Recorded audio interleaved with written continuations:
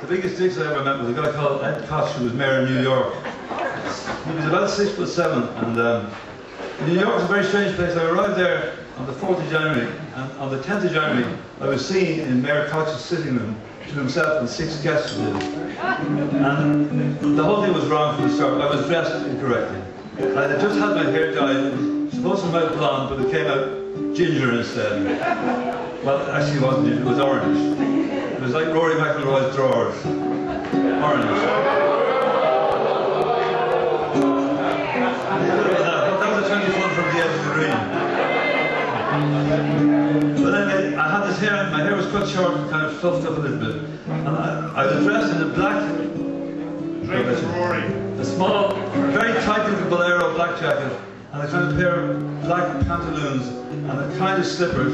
And I looked a bit like a gay waiter of a vegetarian restaurant in the village. But I was there, and I was going to do it. So I was brought into the kitchen, and the chef was in charge of everything.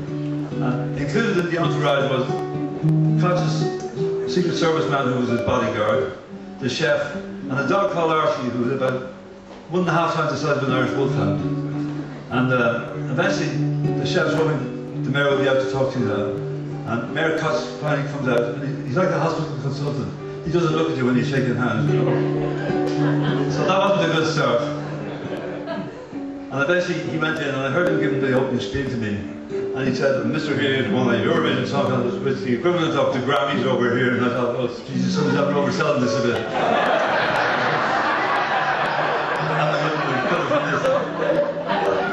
In for a penny, in for a pound. So I make my entrance. And there are 6 people, 3 very patrician men, silver grey hair, all late 60s, early 70s, and 3 women, 2 older women, and 1 absolutely beautiful, stunning blonde woman. And there were persons on the edge of the couch looking at me like I was something like a species on a petri glass. And I said, well, I'm here, I might as well do it. So I said, ladies and gentlemen, one of the greatest anthems in the whole world of any place we know is New York, New York. And I'm new to my admiration of what a wonderful place it is to be. But there's a little place in Ireland which mirrors it, a slight bit, and I'd like to bring that to you tonight. Start spreading you and making the hay. I'll drive my ass and cart to it, West Cork, West Cork. The flags are no use. I'm going to throw them away.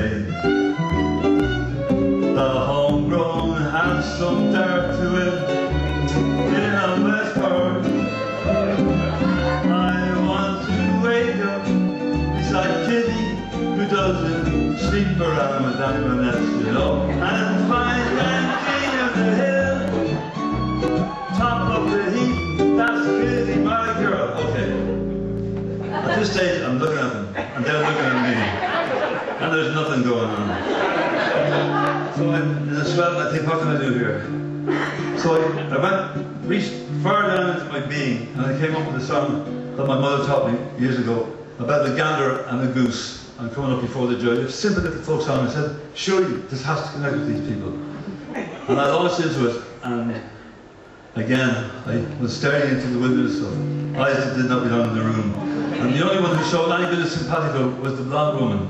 And she was desperately trying not to let the others see that she was showing me a bit of sympathy. And she just looked at me, and in the back of her eyes I saw, you're fucked and there's nothing I can do for you.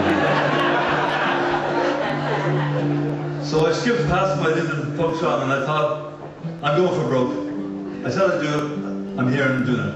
I said, ladies and gentlemen, there's another great anthem that goes in New York City. The underground anthem is called Walk on the Wild Side.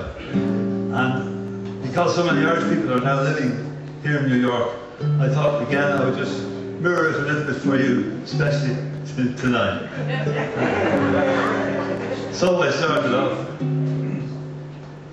Mike and Pat were working pretty hard. Says Mike and Pat, hey, let's go avant-garde. I can hiccup and you can fart. We tell them that it's performance art. Hey boys, we do well on the east side. And Mark tells you we make a fortune over here on the east side. Kathleen, she was not a happy girl. She got caught up in the social world. Now she's sticking coke up her nose all night. Just ain't right, she said, hey girls, 222 Allura on the east side. And just at that moment, the door burst open, and the dog that was a size and a half Irish wolfhound came bounding into the room, and he jumped up and he smashed the guitar with his two front paws. It was the most musical sound that had happened that night so far.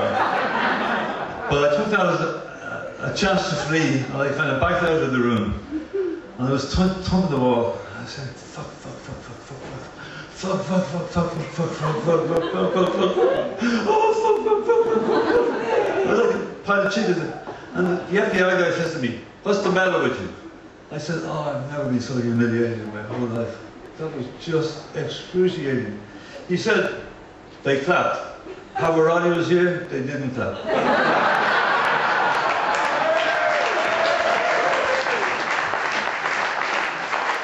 I picked up my guitar, and I turned and I was walking through the kitchen door, and he shouted out and said, hey! I said, yeah.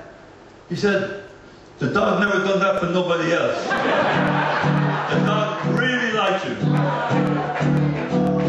I want to wake up, little kitty who doesn't sleep around, she's not that kind of a girl, and find out where the mother do go down, king of the ship, top of the hill. We've been living on food, the vegetarian way. I'll grow some beans and fart in when it's cold.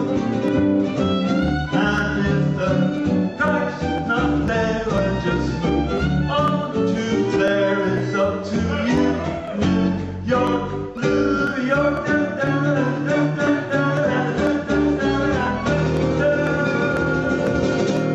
New York.